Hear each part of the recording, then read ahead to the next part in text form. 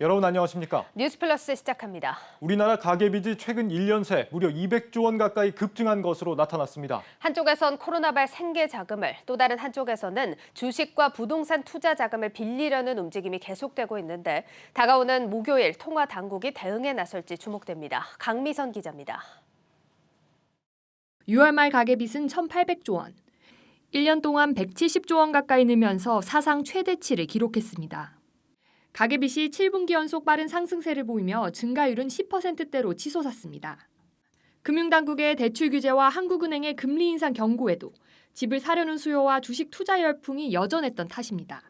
주택거래, 매매거래 및 전세거래 관련 자금 수요가 유지되고 있었고 그다음에 4월 말에 있었던 그 공모주 청약 관련 그런 자금 수요가 좀 일시적으로 영향을 미친 데다가 그다음에 코로나 상황 지속에 따른 그런 생활자금 수요가 지속됨에 따라서 좀 가계의 신용의 좀 증가폭이 좀 확대된 요인으로 가계 신용 대부분을 차지하는 가계 대출과 판매 신용 모두 분기 기준 최대 증가폭을 기록했습니다.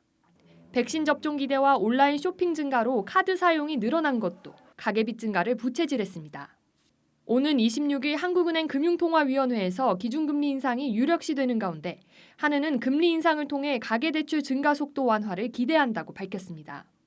전문가들은 가계빚이 소득으로 감당이 되는 수준을 넘었고 증가 속도 역시 줄지 않고 있어 금리 인상 가능성이 커졌다고 말합니다.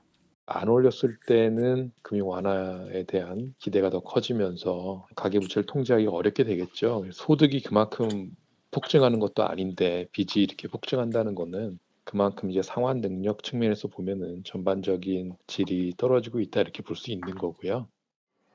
한국경제TV 강미선입니다.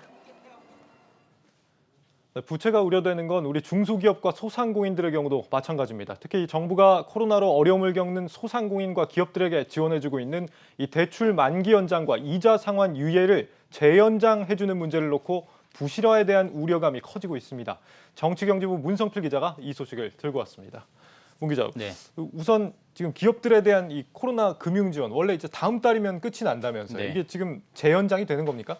아직까지 확정된 것은 없습니다. 하지만 현재로서는 금융 지원 연장, 재연장이 아주 유력해 보입니다. 예. 코로나19 4차 대유행으로 사회적 거리두기 4단계 조치가 지금 한 달째 이어지고 있잖아요. 예. 때문에 이 소상공인들의 어려움이 굉장히 커지고 있다. 이런 목소리가 많이 있고요.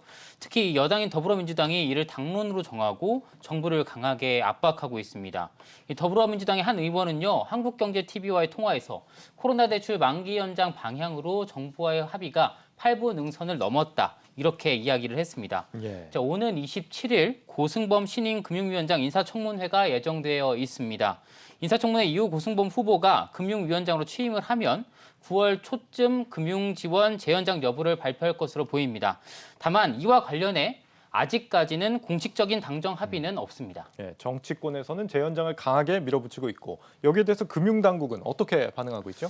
당초 정부는요, 이 부채 규모가 위험 수위에 다다랐다고 판단했기 때문에 코로나19 금융 지원을 재연장하는 것에 대해서는 조금 부정적인 반응이었습니다. 네. 하지만 이 코로나19 확산세가 당분간 이어질 것으로 보이고 대출 만기 연장과 이자 상환 유예를 재연장하는 방안에 지금은 무게가 실리는 모습입니다.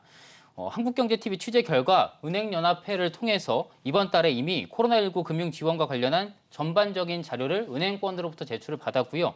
또 은행별로 연락을 해서 코로나19 금융 지원을 재연장하게 되면 부실률 예상이 얼마나 되는지 등을 확인하고 있습니다.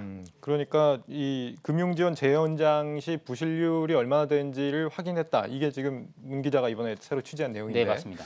이 사실을 봤을 때는 그러니까 금융당국에서 어쨌거나 재연장을 할 가능성을 좀 유력하게 보고 있다. 이렇게 우리가 추측을 해볼 수 있겠습니다. 네네. 그런 상황에서 이런 부분이 어떻게 부실화가 될 수 있다. 이런 부분도 걱정을 하고 있는 상황으로 보이는데 네.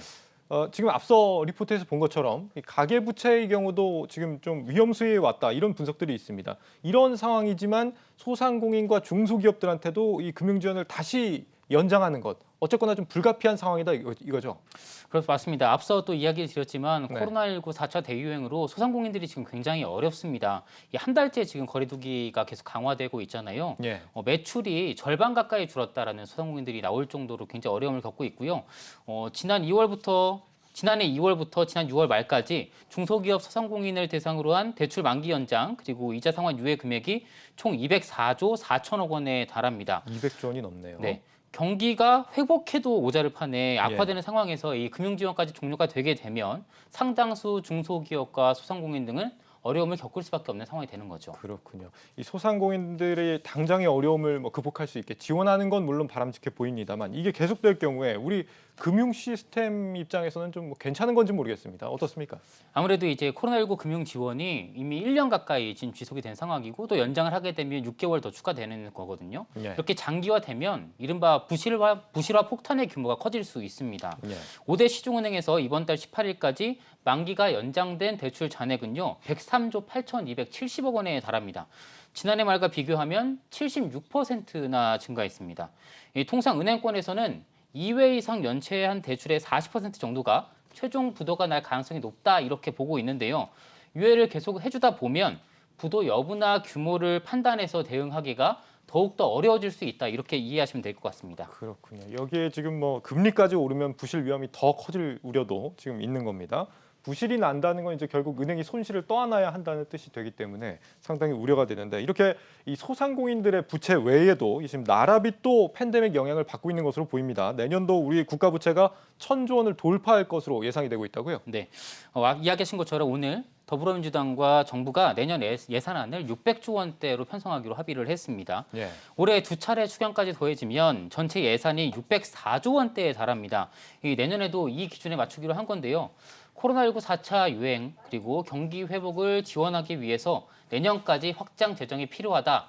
이렇게 조금 공감대 형성을 한 겁니다. 예. 방역과 소상공인 손실 보상, 한국판 뉴딜 예산 등이 대거 포함이 됐습니다.